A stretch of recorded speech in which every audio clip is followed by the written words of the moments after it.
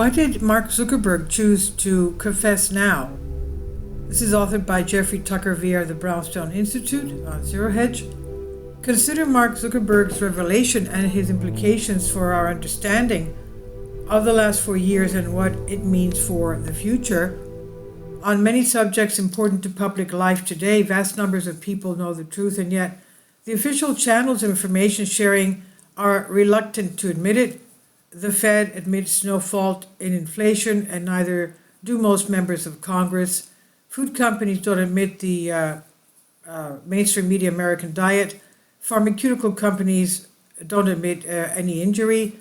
Media companies deny bias, so on and so forth. And yet everyone else does know already more and more so. So why the admission of Facebook's Mark Zuckerberg now? That was so startling. It's not what he admitted. We already knew what he revealed. What's new is that he admitted it. We are simply used to living in a world swimming with lies, and it rattles us when a major figure tells us what is true or even partially or slightly true. We almost can't believe it, and we wonder what the motivation might be behind this person revealing the truth finally. In his letter to congressional investigations, he flat out said that everyone else has been saying for years now. In 2021, senior officials from the Biden administration, including White House, repeatedly pressured our teams for months to censor certain COVID content, including humor and satire, and expressed a lot of frustration with our teams when we did not agree. I believe the government pressure was wrong, I regret that we were not more outspoken about it, he said. I also think we made some choices that, with the benefit of hindsight and new information, we would not make today. Like I said to our teams at the time, I feel strongly that we should not compromise our content standards due to pressure from any administration in either direction, and we are ready to push back if something like this happens again, he said. So that's a different stance altogether, isn't it?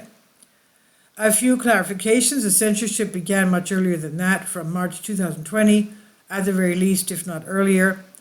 After a few weeks, using that platform to get a word out proved impossible. Facebook once made a mistake and let my piece on Woodstock in the 1969 flu go through, but they would never make that mistake again. And for most part, every single opponent of the terrible policies was deplatformed at all levels.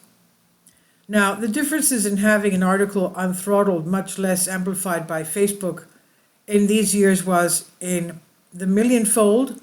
And when my article went through, I experienced a level of traffic that I had never seen in my career. It was mind-boggling. Then the article was shut down some 2 weeks later after focus troll accounts alerted Facebook that the algorithms had made a mistake. Traffic fell to the usual trickle. And again, my entire career closely following internet traffic patterns, I had never seen anything like this. Now, every dissident and every normal person who had some sense that something odd was going on was made to feel like some sort of a crazy cretin who held nutty, probably dangerous views that were completely out of touch with the mainstream. Now, what does it mean that Zuckerberg now openly admits that he excluded from view anything that contradicted government wishes? It means that any opinion on lockdowns, masks, or vaccine mandates, and all that is associated with that, including church and school closures plus vaccine harms, were not part of the public debate. People like me had come to believe that average people were simply cowards or stupid not to object, and now we know that this might not have been true at all. The people who objected were simply silenced. Now, how many candidates are we talking about here? Candidates who attempted to make an issue automatically were downgraded in terms of reach. Considering all the U.S. elections in the federal, state, local levels, we're talking about several thousand at least in every case. The candidate who was speaking out about the most egregious attacks on liberty came to be effectively silenced. A good example is the Minnesota government race in 2022. That was won by Tim Walz, now running as vice presidential candidate with Kamala Harris.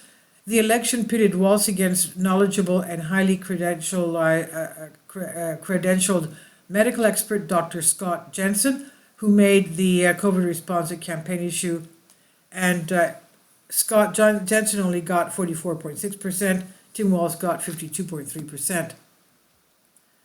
So, of course, Mr. Jensen could get no traction at all on Facebook, which was enormously influential in this election, and which just admitted that it was following government guidelines in censoring posts. In fact, Facebook banned him from advertising completely and reduced his reach by 90% and likely lost him the election.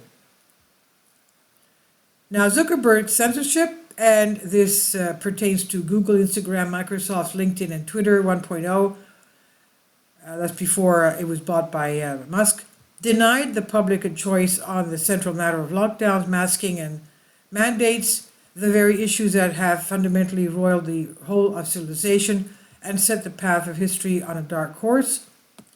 When you think about it this way, this is not just some minor error or judgment.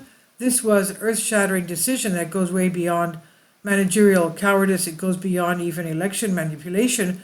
It's an outright coup that overthrew the generation of leaders who stood for freedom.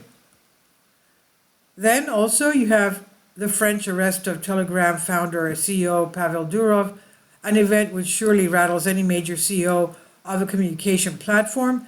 You have the arrest and incarceration of other dissidents like Steve Bannon and many others. And you also have litigation over free speech back in play now that RFK Jr. has been cleared as having standing, kicking the case of Missouri versus Biden back to the Supreme Court, which wrongly decided last time to deny standing on other plaintiffs.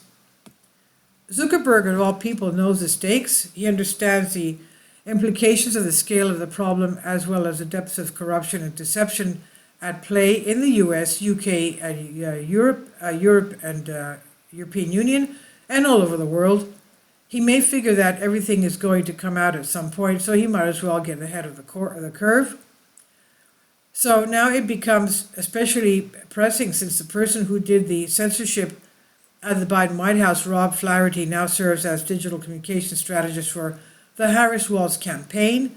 And there can be no question that the DNC intends to deploy all the same tools, many times over and far more powerful, perhaps.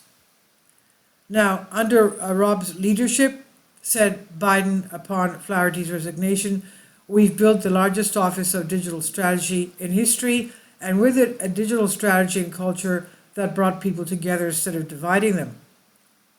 At this point, it's safe to assume that even the most well-informed outsider knows about 0.5% of the whole of manipulation, deception, and backroom machinations that have taken place over the past 5 years or so.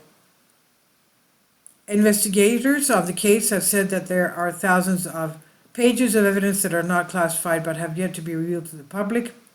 Maybe all of this will pour forth starting in the new year. Therefore, the Zuckerberg admission is much larger implication than anyone has yet admitted. It proves a first official and confirmed peek into the greatest scandal of our time, the global silencing of critics at all levels of society, resulting in manipulating election outcomes and distorting public culture, the marginalization of dissent, and overriding of all free speech protections, and gaslighting as a way of life of government in our times. And this is on Zero Hedge, written by Jeffrey Tucker via the Brownstone Institute. Please leave your comments, and thank you for your support. Finally, support my Patreon account. The daily posts are 5 videos daily, and they are totally different from what I have on my YouTube channel. Thank you so much for your support, and that you find all my content so interesting. You'll find the Patreon account details in the description box below.